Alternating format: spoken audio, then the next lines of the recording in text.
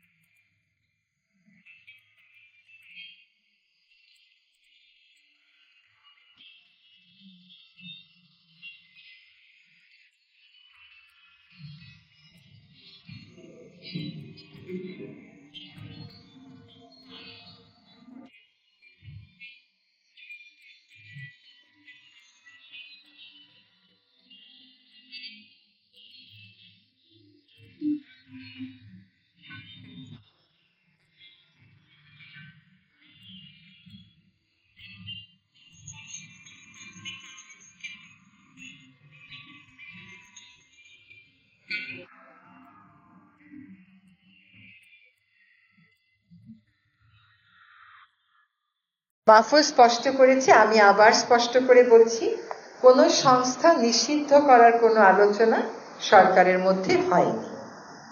দাবি অনেকেই উঠতে পারে, দাবির সপক্ষে মানুষ অনেক কর্মসূচিও দিতে পারে। ব্যক্তির অপরাধের সাথে সংস্থার অপরাধকে আমরা জড়িয়ে ফেলছি না। এখন একটা সুনির্দিষ্ট অভিযোগের ভিত্তিতে একজনকে গ্রেফতার করা হয়েছে, তার ব্যাপারে একটা আইনি প্রক্রিয়া চলছে। তিনি অভিযুক্ত হতেও পারেন, অভিযুক্ত নাও হতে পারেন, সেটা আদালত দেখবে। আর আজকেও দেখলাম পত্রিকাতে যে ইসকনের পক্ষ থেকে একটা সম্মেলন করে বলা হয়েছে যে তাদের সাথে যাকে গ্রেফতার করা হয়েছে তার কোনো সম্পর্ক নেই। আর এটা হচ্ছে আপনার প্রথম প্রশ্নের উত্তর। দ্বিতীয় প্রশ্নের উত্তর হচ্ছে যে সংস্কার 6টা কমিশনকে সময় দেয়া হয়েছে ডিসেম্বরের মধ্যে, এবং তাদের মধ্যে প্রায় মানে কেউ কেউ বলেছেন ডিসেম্বরের মধ্যেই দিবেন, কেউ কেউ বলেছেন 1-2 সপ্তাহ সময় বেশিও লাগতে পারে। তো এই সংস্কারগুলোর সাথে নির্বাচনের একটা সম্পর্ক তো আছে। এই সংস্কারের প্রস্তাবগুলো আসবে, এগুলোর উপর জনগণ কথা বলবে, চূড়ান্ত একটা সংস্কার প্রস্তাবনা হবে, সেই মোতাবেক যে পদক্ষেপগুলো নেওয়া সেগুলো আমরা নিব। আমরা বারবার বলছি, যত দ্রুত সম্ভব সংস্কার শেষ করে আমরা নির্বাচনের দিকে যাব। নির্বাচনের একটা নির্বাচন শুরু করার প্রাথমিক কাজগুলো কিন্তু হয়ে গেছে। নির্বাচন কমিশনও গঠন করা হয়েছে।